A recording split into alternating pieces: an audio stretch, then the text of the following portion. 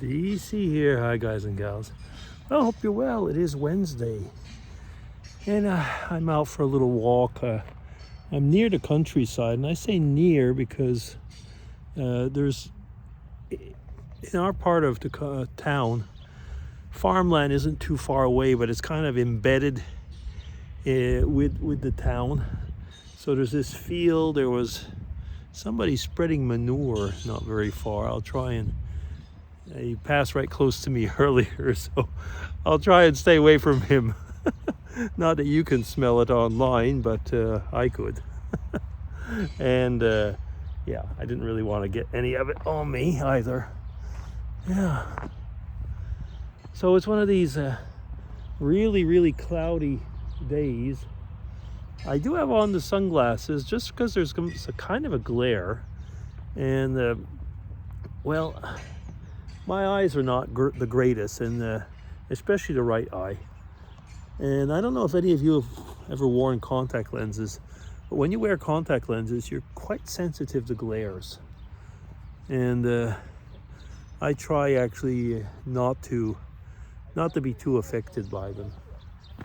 I'm looking over there. I think somebody is putting on some solar panels on the top of their house, and there's some workers over there. Yeah, I was yesterday at a prayer meeting at the church, and there was one person, so a parent, brought a situation that their daughter had to go through, and the daughter is well, the parents, actually, I know that one of the parents is bipolar, and the daughter, from what I understood, because I don't actually know her, she has tendency to have panic attacks, but it not being too bad lately. And she was in Copenhagen for I guess from what I can see, she had finished her classes before going to university, and had decided to go, or had worked this summer or something like that, and wanted to make a weekend trip in Copenhagen. Copenhagen, by the way, is a really nice city. I used to actually have a work project there many years ago. That's getting off topic. And I don't, like I said, I don't know the whole details, but the girl missed her plane, something about a traffic jam or something like that. Anyway, probably the person went too late. I don't know. I mean, I know how I am when I have to go for a plane. I'm usually very early. Anyway, whatever. The person missed her plane and then had a full-blown panic attack at the airport, to the point where almost had to be taken into care or something like that. Now, from what I know, is the person, I guess, was traveling alone. I didn't hear about anybody else. So a full-blown panic attack, and the parents, well, said that I guess they managed somehow to get her a place to stay for the night. She'd be leaving the next day, which would be today, I suppose. And well, of course they were concerned, put it that way. And I was thinking, like, wow, you know, those are one of those situations where I wouldn't like to be a parent either.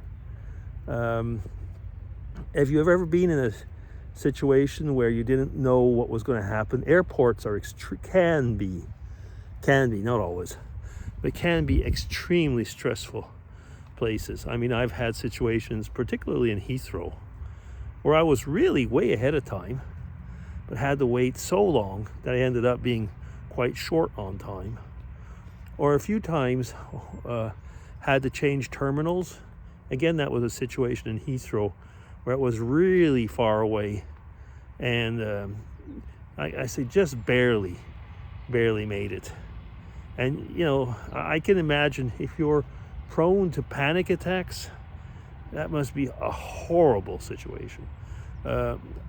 as a general rule, when it's possible, I do try to take planes. When I used to fly more, I'd always try and take planes where I didn't have to change anywhere, because transferring can be extremely stressful. I had one situation like that when I was flying to, where was it now? To a small airport. I can't even remember where it was, but I had to change at Boston. And we had to change terminals. It was going from the international terminal to the national terminal. Somewhere else, somewhere in New York State. I can't quite remember now if it was at Buffalo. Could be. Anyway, I can't remember. I had to go to one place where it was a smaller airport. And our plane landed really, really late. And it really wasn't clear how to get to the other terminal at first. At least it wasn't for me then. And running along and just only making it because the plane that was leaving was late. Yeah. Had something like that happen once also in Amsterdam. But that was different, actually. Our boarding cards had a mistake and sent us to the wrong plane. And once we came to get on, they said, you're not supposed to be on this flight, albeit was going to the same destination. So it was, I think, a KLM flight, and we were supposed to be on a Swiss, so we thought it was co-shared or something. But no, there were actually two planes going to Zurich and leaving at like a 10-minute difference or something. And anyway, I'm just bringing a few of those examples, and I'm not particularly prone to panic attacks, but you know, you can feel them coming on when you're in a situation like that. Yeah. I was thinking, like we were saying yesterday, there's sometimes very quick prayers. God help me, because sometimes you just cannot, you know, your brain is going out. And luckily, at least, I was going to say like that, luckily you don't have to have a whole theology book in that time.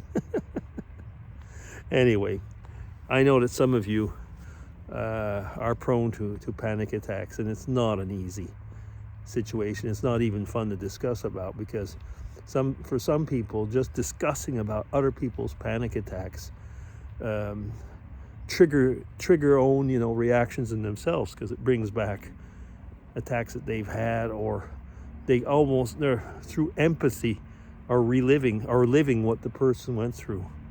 I've seen a few people like go into actually basically a panic attack just hearing a related panic attack. Yeah. It's not an easy topic. It isn't. Anyway, but I was thinking, like, yeah, airplanes, flights, transfers. I think they were almost made, well, actually travel as such.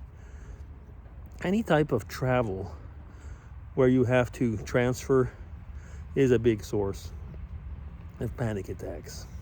I've known people actually who have gone out of their way to travel by car or something, even if it'd been an extremely stressful and long trip, just to be in control.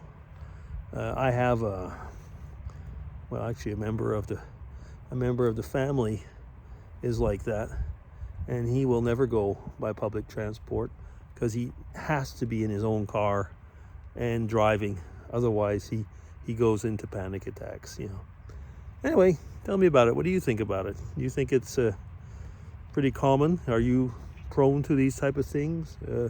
So anyway, let's just almost a downer, wasn't it? So I hope that you all have a good week. Nevertheless, it is Wednesday, and take care. DC signing off. Bye.